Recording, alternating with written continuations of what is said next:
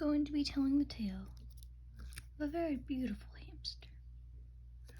A very exquisite hamster that is still in my life right now. His name is Hammy.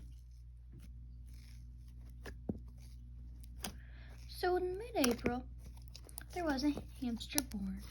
It was the most lovely of days. Sunny outside, little rain, just cloudy enough so a rainbow could happen. He was sent away to PetSmart for about a month, and on May 11th, my birthday, my dad, my sister, and my brother went to a pet supermarket looking for my little pal for my birthday.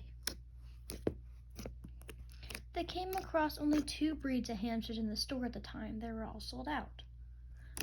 The albino hamsters and the Fancy Bear Syrian.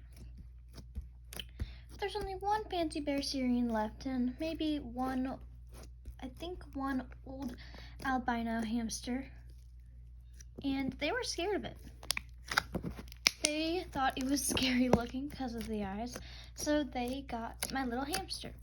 They filled out the paperwork and bought some toys to put in his already made cage.